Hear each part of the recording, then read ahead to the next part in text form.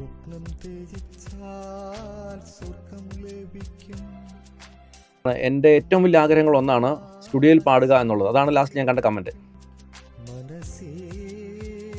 ഒരുപാട് നാളത്തെ ആഗ്രഹമായിരുന്നു, അത് സാധിച്ചു. എൻ്റെ ഫ്രണ്ട്സിൻ്റെ സഹായത്തോടെ എനിക്ക് വരാൻ പറ്റൂ, ആംബുലൻസിലേ വരാൻ പറ്റൂ എന്ന് പറഞ്ഞു. അപ്പം ഞാൻ ഒന്ന് ഷോക്കായി. സൈഡിൽ നിന്നൊരു പ്ലാവിൻ്റെ മേളിൽ നിന്ന് ഒരു ചക്ക വന്ന് എൻ്റെ തലയിൽ വന്ന് വീഴുകയും അപ്പം ഇങ്ങനെ പെടലി മുന്നോട്ട് ഒടിഞ്ഞു പോയി മൊത്തം. പുള്ളിക്കാരൻ എണീക്കാൻ പറ്റത്തില്ല, ഇരിക്കാനൊന്നും പറ്റത്തില്ല, കിടപ്പിൽ തന്നെയാണ്.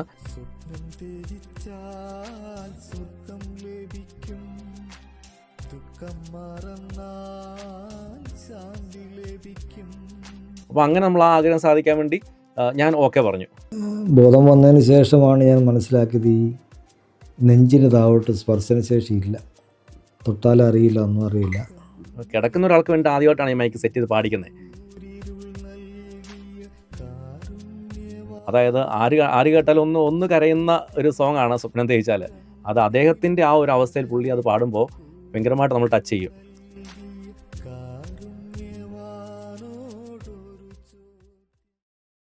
നമസ്കാരം.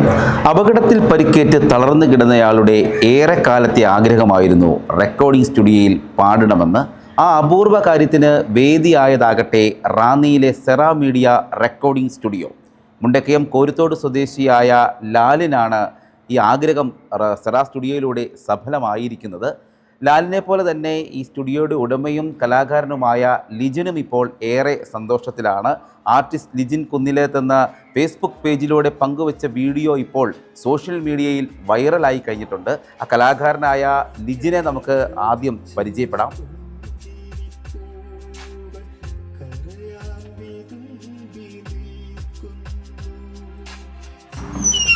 ഹായ് ലിജിൻ. ഹലോ, നമസ്കാരം. നമസ്കാരം. ലിജിനെ ആ പാട്ടൊക്കെ സോഷ്യൽ മീഡിയയിൽ വൈറലായിട്ടുണ്ട്. എങ്ങനെയാണ് ആർട്ടിസ്റ്റ് ലിജിൻ എന്നാണ് ഫേസ്ബുക്ക് പേജ്? ഫേസ്ബുക്ക് പേജിൻ്റെ പേര് ആർട്ടിസ്റ്റ് ലിജിൻ കുന്നിലേത്ത്, അങ്ങനെയാണ് പേര്. ഈ ആർട്ടിസ്റ്റ് കൂട്ടിയിട്ടേക്കുന്നത് ആദ്യം ലിജിൻ കുന്നിലേത്ത് മാത്രമായിരുന്നു.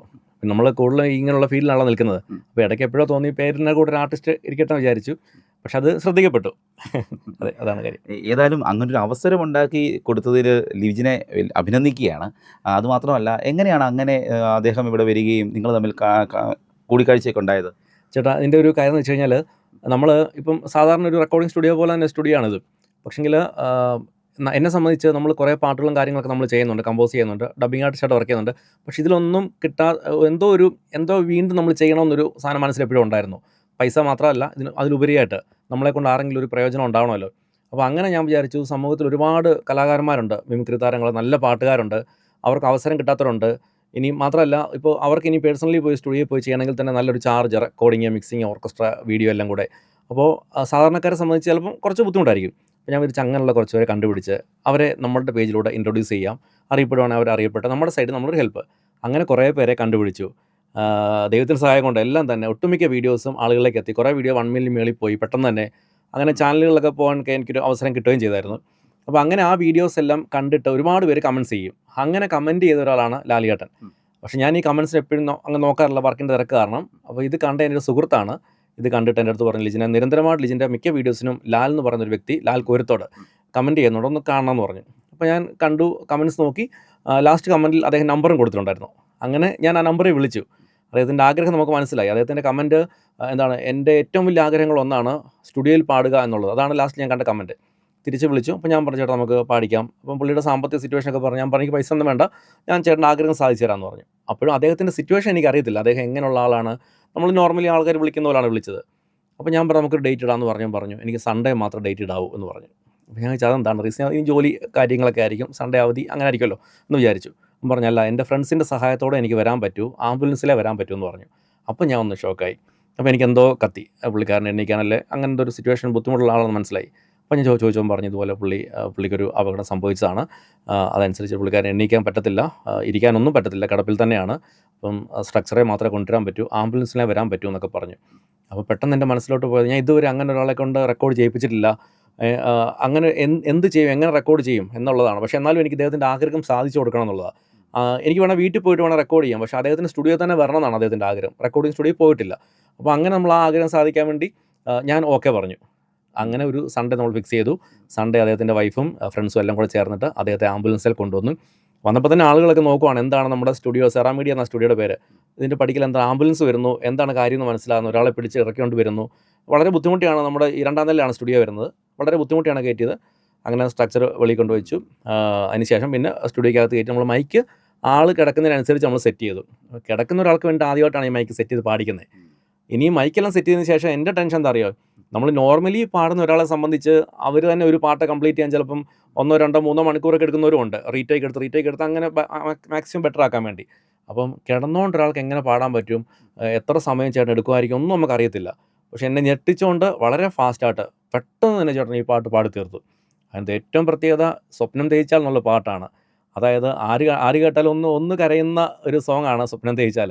അത് അദ്ദേഹത്തിൻ്റെ ആ ഒരു അവസ്ഥയിൽ പുള്ളി അത് പാടുമ്പോൾ ഭയങ്കരമായിട്ട് നമ്മൾ ടച്ച് ചെയ്യും. അപ്പോൾ അങ്ങനെ ആ പാട്ട് ഞാൻ സോഷ്യൽ മീഡിയ ഇട്ടു. ബെഡൊക്കെ നിങ്ങൾ റെഡി കൊടുത്തു? അല്ല, ബെഡ് സ്ട്രക്ചറിലാണ് കൊണ്ടുവന്നത്. നമ്മൾ എന്നിട്ട് നമ്മുടെ സെറ്റി ഉണ്ടായിരുന്നു, ആ സെറ്റിയിൽ ഇത് വെച്ചു, സ്ട്രക്ചർ വെച്ചിട്ട് അങ്ങനെ അതിൽ കിടത്തിയാണ് പാടിച്ചത്. താങ്കളുടെ ജോലിയെ സംബന്ധിച്ച് സൗണ്ട് എഞ്ചിനീയർ കൂടിയാണ്, കലാകാരനാണ്. അപ്പോൾ ഈ ഒരു ജോലിയിൽ ഏറ്റവും ഒരുപക്ഷെ ഒരു അനുഗ്രഹം എന്ന് വേണമെങ്കിൽ പറയാമല്ലേ? തീർച്ചയായിട്ടും എനിക്കതിന് വലിയ സന്തോഷമാണ് ചേട്ടാ. അത് എനിക്കിപ്പം ചേട്ടനൊക്കെ എൻ്റെ അടുത്ത് വരുന്നു, അതിനേക്കാൾ ഉപരിയായിട്ട് ലാലിയേട്ടൻ കുറച്ച് ദിവസമായിട്ട് അനുഭവിക്കുന്ന ഒരു സന്തോഷം ഞാൻ കാണുന്നുണ്ട്. വിളിക്കുമ്പോൾ അദ്ദേഹത്തിൻ്റെ, ഞാൻ വെറുതെ പറയുന്നില്ല, അദ്ദേഹത്തിൻ്റെ വാക്കുകൾ കൂടെ എനിക്കത് മനസ്സിലാക്കാൻ പറ്റുന്നുണ്ട്. കുറേ തവണ എന്നെ വിളി താങ്ക്സ് പറഞ്ഞു. ഇന്നലെ ഞാൻ പറഞ്ഞു താങ്ക്സ് ഒക്കെ മതി, അതൊക്കെ നിർത്തിക്കൂ. വലിയ കൂട്ടാണ്, ഞങ്ങളെ വലിയ കൂട്ടാണ്, എപ്പോഴും വിളിക്കാറൊക്കെ ഉണ്ട്. അപ്പോൾ അദ്ദേഹത്തിൻ്റെ ലൈഫിൽ ഒരു കുറച്ച് സമയത്തേക്കോ അല്ലെങ്കിൽ കുറച്ച് ദിവസങ്ങളിലേക്കോ ഒരു പുഞ്ചിരി സമ്മാനിക്കാൻ നമ്മളെ ദൈവം സെലക്ട് ചെയ്തു എന്ന് മാത്രമേ ഉള്ളൂ. അതെ, അത്രേ ഉള്ളൂ. അതുപോലെ തന്നെ ഒരു കലാകാരനാണ് എനിക്ക് മനസ്സിലായി. എന്തൊക്കെയാണ് ഇപ്പം പാട്ട് പാടുമോ, എന്താണ് ചെയ്യുന്നത്? ഞാൻ മ്യൂസിക് കമ്പോസ് ചെയ്യാറുണ്ട്, പാട്ട് കമ്പോസ് ചെയ്യാറുണ്ട്. പിന്നെ ഞാൻ സൗണ്ട് എഞ്ചിനീയറും കൂടിയാണ്. അപ്പോൾ റെക്കോർഡിങ്ങും മിക്സിങ്ങും ഒക്കെ നമ്മൾ ചെയ്യാറുണ്ട്. പിന്നെ ഞാൻ ട്രിവാൻഡ്രത്ത് ഡബ്ബിംഗ് ആർട്ടിസ്റ്റായിട്ട് വർക്ക് ചെയ്യുന്നു. ഒട്ടുമിക്ക ചാനലുകളിലും സീരിയലുകളിലും കാർട്ടൂണൊക്കെ ഡബ്ബ് ചെയ്യുന്നുണ്ട്. അതെ. തിരക്കൊക്കെ ഉണ്ടോ സ്റ്റുഡിയോയിൽ വർക്കുകളൊക്കെ? അത്യാവശ്യം. ഇപ്പോഴത്തെ കാര്യം എന്ന് വെച്ച് കഴിഞ്ഞാൽ ഒരുപാട് പേര് വിളിക്കുന്നുണ്ട്. അപ്പം വിളിക്കുന്നത് വെച്ച് കഴിഞ്ഞാൽ എല്ലാവർക്കും ഇത് പാടാനുള്ള ആഗ്രഹം കൊണ്ട് എല്ലാവരും വിളിക്കുന്നത്. എന്നെക്കൊണ്ട് കഴിയുന്ന ആളുകളെയൊക്കെ ഞാൻ മാക്സിമം കൊണ്ട് പാടിക്കാറുണ്ട്. കുറേ കോൾസ് ചിലപ്പോൾ എടുക്കാൻ പറ്റത്തില്ല വർക്കിലൊക്കെ ആകുമ്പോൾ, അതിൻ്റെ ഒരു പരാതിയുണ്ട്. എന്നെ വിളിച്ച് ചില ഇത് കിട്ടത്തില്ലെന്നൊക്കെ പറഞ്ഞിട്ട്, എന്നാലും ഒരുപാട് പേരെ കൊണ്ട് പാടിക്കുന്നുണ്ട്. പിന്നെ ഞാൻ കഴിഞ്ഞ ദിവസം ഒരു പോസ്റ്റ് ചെയ്തിരുന്നു, ക്യാൻസർ രോഗികൾക്ക് ആര് വന്നാലും 1 രൂപ പോലും വേണ്ട, നിങ്ങൾക്ക് അങ്ങനെയുള്ള സിറ്റുവേഷൻസിലൊക്കെ വരുന്നവർ എൻ്റെ അടുത്ത് വന്നോ, പൈസ ഒന്നും വേണ്ട എന്ന് ഞാൻ പ്രത്യേകം പറഞ്ഞിട്ടുണ്ട്. ഏതായാലും ഒരു അപൂർവ നിമിഷങ്ങൾക്കാണ് വേദിയായിരിക്കുന്നത് നമ്മുടെ സ്റ്റുഡിയോ. ഏതായാലും ലാലിച്ചേട്ടനെ കൂടെ പ്രേക്ഷകരെ ഒന്ന് പരിചയപ്പെടുത്തണ്ടേ? എങ്ങനെയാണ് നമുക്കൊന്ന് കോൺടാക്ട് ചെയ്താൽ? നിങ്ങൾ വരുന്നോ? ഉറപ്പായിട്ടും നമുക്ക് ലാലേട്ടൻ്റെ അടുത്തോട്ട് പോകാം, ലാലേട്ടനെ പരിചയപ്പെടാം, ആവശ്യമാണ്. ഒരുപാട് പേരെ വെച്ച് ഇതിനോടകം എനിക്ക് പാട്ട് പാടിക്കാൻ സാധിച്ചു. അത് ഒത്തിരി പേരേറ്റെടുത്തുള്ളത് ഭയങ്കര സന്തോഷമാണ്. ഇപ്പോൾ ഒരുപാട് പേര് കാണുമ്പോൾ നമ്മളെ കുറച്ച് പേരെങ്കിലും തിരിച്ചറിയുന്നുണ്ട്. അപ്പോൾ അവരിങ്ങനെ പലരും പറയാറുണ്ട്, അടുത്ത പാട്ടിന് വേണ്ടി ഞങ്ങൾ വെയിറ്റിംഗ് ആണ് കേട്ടോ, ഞങ്ങൾ ജോലി കഴിഞ്ഞ് വരുമ്പോൾ ഇത് ഫോളോ ചെയ്യാറുണ്ട്, കാണാറുണ്ട് എന്നിങ്ങനെ പറയും. അപ്പോൾ ഇങ്ങനെ കുറേ വീഡിയോസ് ഇട്ടപ്പോൾ ഞാൻ ഓർത്തു എന്തുകൊണ്ട് ഇതിനൊരു പേരിട്ടൂടാ എന്ന് വിചാരിച്ചു. അങ്ങനെ ഞാൻ ഓർത്തു അതും നമുക്ക് ആൾക്കാരെ കൊണ്ട് തന്നെ, നമ്മുടെ ഓഡിയൻസ് അല്ലെ ഫോളോവേഴ്സിനെ കൊണ്ട് തന്നെ സെലക്ട് ചെയ്യിപ്പിക്കാൻ വിചാരിച്ച് ഞാനൊരു പോസ്റ്റ് ഇട്ടു. നിങ്ങൾക്ക് ഒരു പേര് സജസ്റ്റ് ചെയ്യാം നമ്മുടെ ഈ പ്രോഗ്രാമിന്. അങ്ങനെ ഒത്തിരി ഞാൻ പ്രതീക്ഷിക്കാൻ അപ്പുറത്തോട്ട് പേരുകൾ വന്നു. അങ്ങനെ പേര് കണ്ടുപിടിക്കാൻ ഭയങ്കര പാടായിരുന്നു. അവസാനം സെനിൽ എന്നൊരാൾ നിങ്ങൾക്കുമാകാം തരാമെന്നൊരു പേരിട്ടു. അപ്പോൾ ചെറിയൊരു ക്യാഷ് പ്രൈസ്, ചെറിയ ഗിഫ്റ്റ് പോലൊക്കെ കൊടുത്തായിരുന്നു കേട്ടോ ആളുടെ സന്തോഷത്തിന്. അങ്ങനെ നിങ്ങൾക്കുമാകാം താരമെന്ന് ഉള്ള പേര് നമ്മൾ സെലക്ട് ചെയ്തു. ഇപ്പം നിങ്ങൾക്കുമാകാം താരത്തിലേക്ക് സ്വാഗതം എന്നുള്ള ഇൻ്റർവ്യൂയിലൂടെയാണ് നമ്മൾ ഓരോരുത്തരെയും പരിചയപ്പെടുത്തുന്നത്. ഒരുപാട് താരങ്ങളെ അപ്പം മുൻനിരയിലേക്ക് എത്തിച്ചിട്ടുണ്ട്. ഉറപ്പായിട്ടും, തീർച്ചയായിട്ടും. ഇദ്ദേഹത്തിനപ്പോൾ തന്നെ ഒരുപാട് വൈറലായ വീഡിയോകളുണ്ടോ? ഒരുപാട് വൈറലായ വീഡിയോസ് ഉണ്ട്. എനിക്ക് ചാനലിലൊക്കെ പോകാൻ പറ്റി, അവരെയും കൊണ്ടൊക്കെ ചാനലിൽ പോകാൻ പറ്റി. ചാനലിലൊക്കെ വിളിച്ചിട്ടുണ്ട്, പല വീഡിയോസും കണ്ട് അങ്ങനെ പോകാൻ പറ്റിയിട്ടുണ്ട്. അതെ, നല്ലൊരു അവസരമാണ് കൊടുക്കുന്നത് ഇവിടെ ഉള്ളവർക്ക് വേണ്ടി അല്ലേ? തീർച്ചയായിട്ടും, എനിക്ക് വലിയ സന്തോഷമുള്ളൊരു കാര്യമാണ്. അങ്ങനെ നല്ലൊരു പാട്ടൊക്കെ പാടി നിറമനസ്സോടെയാണ് ഈ സ്റ്റുഡിയോയിൽ നിന്നും ലാൽചേട്ടൻ ഇറങ്ങിപ്പോയത്. ഇപ്പോൾ ലിജിനെ നമ്മൾ പരിചയപ്പെട്ടു. ഇനിയും നമുക്ക് പ്രേക്ഷകർക്ക് ലാൽചേട്ടനെ കാണണ്ടേ, നമുക്ക് അങ്ങോട്ടേക്ക് പോകാം. അപ്പോൾ ലാൽചേട്ടാ, ഏറെക്കാലത്ത് ഒരു ആഗ്രഹം സാധിച്ചല്ലേ? തീർച്ചയായിട്ടും ഒരുപാട് നാളത്തെ ആഗ്രഹമായിരുന്നു, അത് സാധിച്ചു എന്ന് വേണം പറയാൻ. സന്തോഷത്തിലാണ്. ഒരുപാട് സന്തോഷം, വളരെ സന്തോഷം എന്ന് പറഞ്ഞാൽ അതിന് നന്ദി പറയാനുള്ളത് ഏറ്റവും കൂടുതൽ ലിജിൻ സെറാമീഡിയ റാന്നി അദ്ദേഹത്തോടാണ്. കാരണം ഇങ്ങനെയുള്ളൊരു അവസ്ഥയിൽ ഒരാളെ സ്റ്റുഡിയോയിൽ എത്തിച്ച് പാടിക്കുക എന്ന് പറയുമ്പം അദ്ദേഹം കാണിച്ചൊരു മനസ്സിന് ഒരുപാട് നന്ദി, എത്ര പറഞ്ഞാലും തീരില്ല. പിന്നെ എൻ്റെ ഒരു വലിയ മോഹമായിരുന്നു, ഞാൻ നടന്നുകൊണ്ടിരുന്ന സമയത്ത് അതിന് പറ്റിയില്ല. എൻ്റെ ഈ വീഴ്ചയിൽ അങ്ങനൊരു ആഗ്രഹം, അതൊരു ദൈവത്തിൻ്റെ ഒരു അനുഗ്രഹമായിട്ട് കാണുന്നു. കൂടുതലായിട്ട് ദൈവത്തോട് നന്ദി പറയുന്നു. എന്ത് പറ്റിയതാണ് ചേട്ടാ? എനിക്ക് 2018 പ്രളയത്തിൽ ഞങ്ങളുടെ ഈ ഒരു പാലം തകർന്നായിരുന്നു. ഇവിടെ തോപ്പിൽക്കടവ് പാലം എന്ന് പറഞ്ഞു.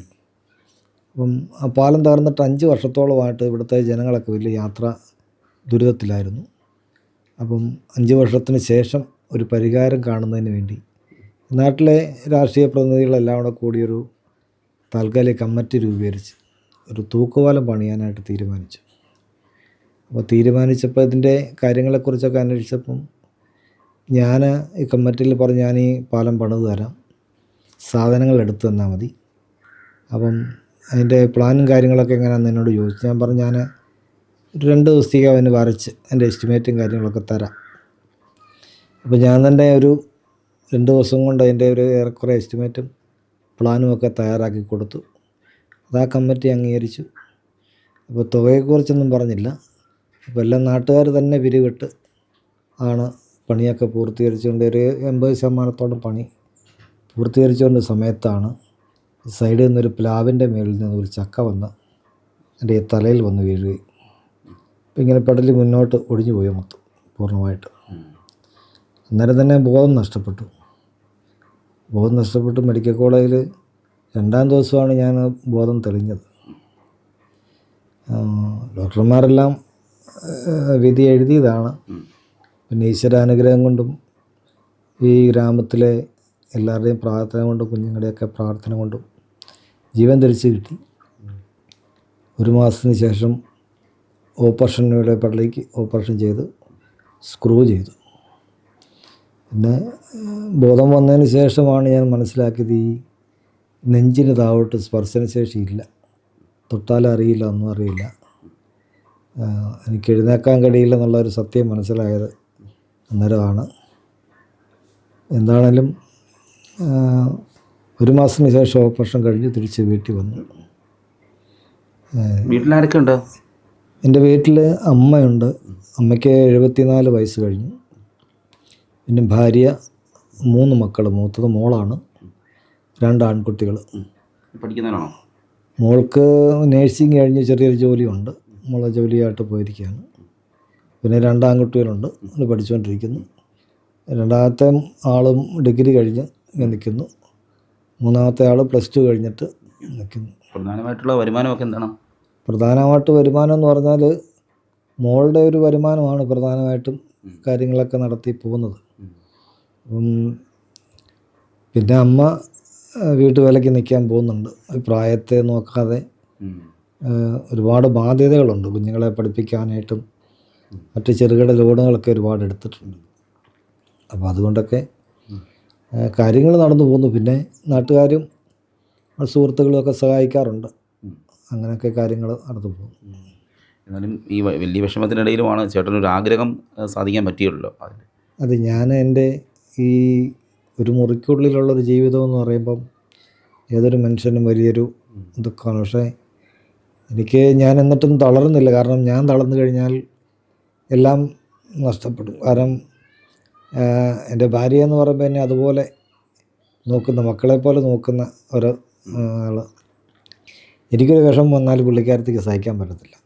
അപ്പോൾ അതൊക്കെ മുന്നിൽ കണ്ടുകൊണ്ട് ഞാൻ അതിൽ നിന്നൊക്കെ ഒരു മോചനം കിട്ടുന്നതിന് വേണ്ടി പാട്ടുകളൊക്കെ പാടുന്നത്. കുഞ്ഞുനാൾ തൊട്ടേ പാട്ട് എൻ്റെ ജീവനാണ്. സ്റ്റേജിലൊക്കെ പാടുന്നുണ്ട്? വലിയ സ്റ്റേജുകളിലൊന്നുമില്ല. കല്യാണ പ്രോഗ്രാം, പിന്നെ ചെറിയ ഹൗസ് വാമിങ്, വീടിൻ്റെ കയറി താമസം, അങ്ങനെയൊക്കെയുള്ള ഇതിലൊക്കെ പാടിയിട്ടുണ്ട്.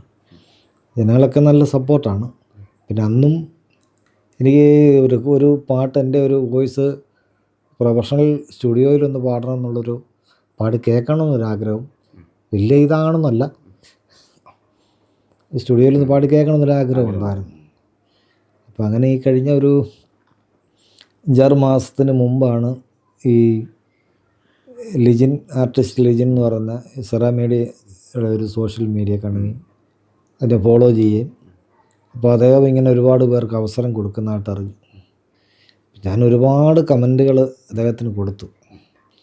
എനിക്കൊരു പാട്ട് പാടാൻ ആഗ്രഹമുണ്ട്, അത് സാധിച്ചു തരുമെന്നൊക്കെ ചോദിച്ച്, അങ്ങനെ ഒരു സുപ്രഭാതത്തിൽ അദ്ദേഹം എന്നെ ഇങ്ങോട്ട് വിളിച്ചു. ഒരുപാട് മാസങ്ങൾക്ക് ശേഷമാണ് വിളിച്ചു. കഴിഞ്ഞപ്പോൾ ഞാൻ അദ്ദേഹത്തോട് എൻ്റെ കാര്യങ്ങളെക്കുറിച്ച് ഞാൻ സംസാരിച്ചു കഴിഞ്ഞപ്പം പുള്ളി അപ്സെറ്റായിപ്പോയി. എങ്ങനെ സാധിക്കും? ആദ്യമേ പറഞ്ഞില്ല ഇങ്ങനെ കിടക്കുമെന്ന് പറഞ്ഞില്ല? ഇല്ല, അത് ഞാൻ പറഞ്ഞില്ലായിരുന്നു. സംസാരിച്ച് കഴിഞ്ഞപ്പോഴാണ് പറഞ്ഞത്. അപ്പം മെസ്സേജ് കണ്ട് വിളിക്കുമല്ലോ. അങ്ങനെ വിളിച്ചപ്പോഴാണ് ഞാൻ പറഞ്ഞത്. എന്താണെങ്കിലും പുള്ളി ചെയ്യാമെന്ന് വാക്ക് പറഞ്ഞും പോയി. അങ്ങനെ ഒരു ഞായറാഴ്ച ദിവസം മാത്രമേ കാര്യം എന്നെ ഇവിടുന്ന് താഴെ ഇറക്കണമെങ്കിൽ നമ്മുടെ സഹോദരങ്ങൾ അയൽക്കാരൊക്കെ വേണം. എല്ലാവരും കൂലിപ്പണിക്കാരാണ്. ആളുണ്ടെങ്കിലേ നടക്കുകയുള്ളൂ. അപ്പോൾ എനിക്ക് വേണ്ടി ഒരു ഞായറാഴ്ച ദിവസം കണ്ടെത്തി ഞങ്ങളവിടെ ആംബുലൻസിൽ ചെന്നു. അങ്ങനെയാണ് പാട്ട് പാടിയത്. ആ പാട്ട് ചേട്ടൻ ഏറ്റവും ഇഷ്ടമുള്ള പാട്ടാണോ? പാട്ടുകളെല്ലാം ഇഷ്ടമാണ്. എനിക്ക് ഏറ്റവും കൂടുതൽ പഴയ പാട്ടുകളോടാണ് ഇഷ്ടം. പിന്നെ ഞാൻ എൻ്റെ പെട്ടെന്ന് മനസ്സിൽ വന്നൊരു പാട്ടാണ്. കാരണം ആ ഒരു പാട്ടിൻ്റെ ആ ഒരു സിനിമയുടെ ഒരു സിറ്റുവേഷനും കാര്യങ്ങളും എൻ്റെ ഇപ്പോഴത്തെ അവസ്ഥയും കൂടെ ഒക്കെ വെച്ച് നോക്കിയപ്പം ആ പാട്ട് പാടിയാൽ ജനങ്ങൾ ഏറ്റെടുക്കുന്നൊരു മനസ്സിലൊരു അന്നേരം തോന്നിയൊരു ഇതാണ്. പിന്നെ ഞാനത് യൂട്യൂബിൽ കൂടെ കേട്ട് പഠിച്ചു എന്ന് പറയാൻ പറ്റത്തില്ല, പാടി.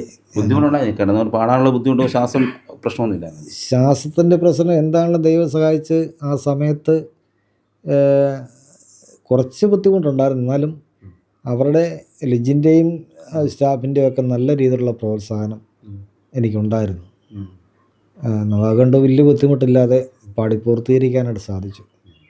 എനിക്ക് അങ്ങനൊരു വേറൊരു ആഗ്രഹം കൂടെ എൻ്റെ മനസ്സിലുണ്ട്. എന്ന് പറഞ്ഞാൽ അത് എത്രത്തോളം അത് അക്സെപ്റ്റ് ചെയ്യും എന്നുള്ളതിനെക്കുറിച്ച് അറിയില്ല. എങ്കിലും ഒരുപാട് റിയാലിറ്റി ഷോകളൊക്കെ നടക്കുന്നുണ്ടല്ലോ.